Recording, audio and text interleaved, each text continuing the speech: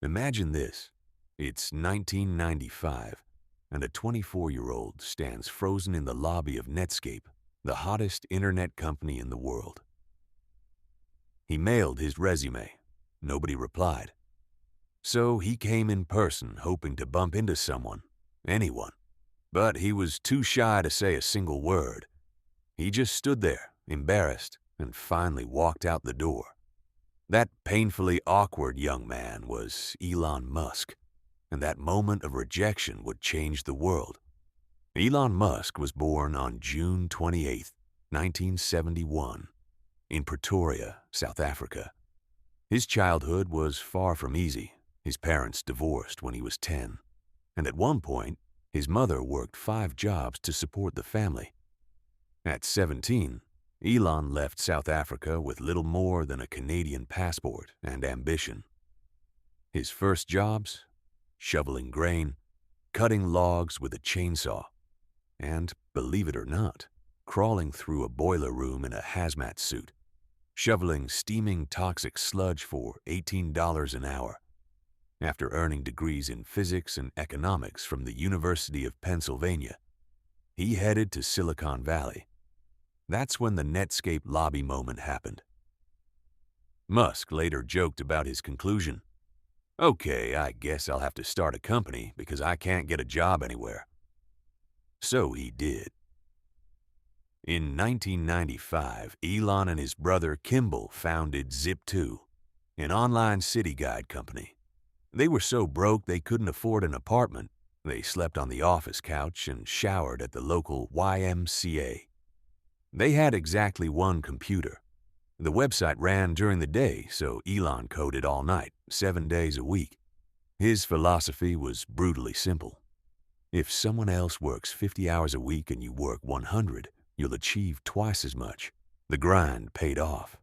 In 1999, Compaq bought Zip2 for about $307 million, and Musk walked away with $22 million. Most people would retire. Elon rolled the money into his next venture, X.com, which became PayPal.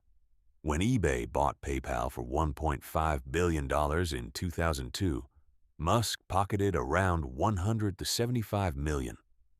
And then he did something almost insane.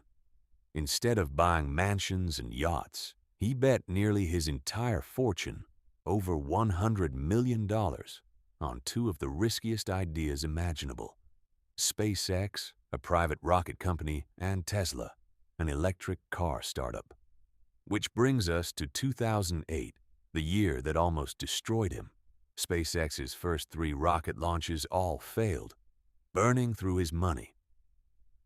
Tesla was hemorrhaging cash in the middle of the Great Recession, with just $9 million left in the bank, days from missing payroll.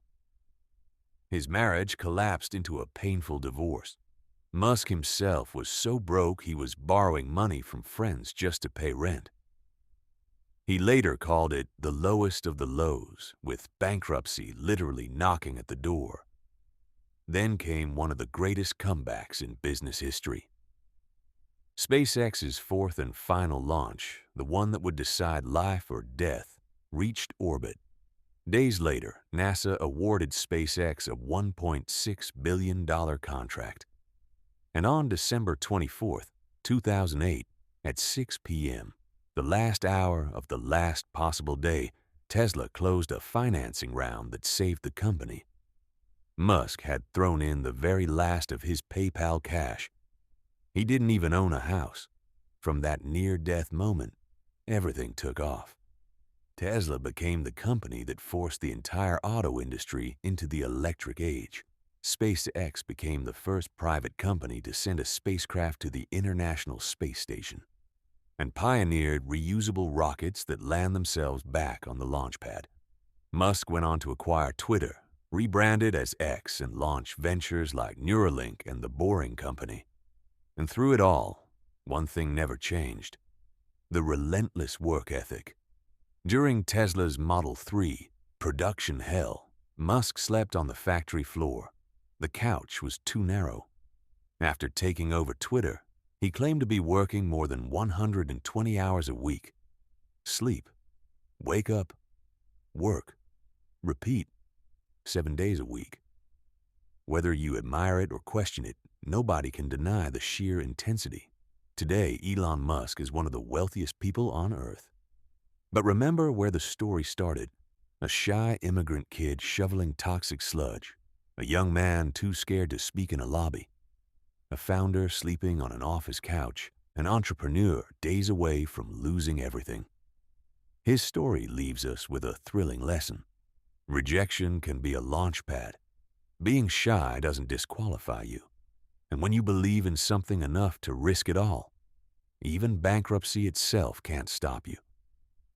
Sometimes the person no one would hire ends up changing the world.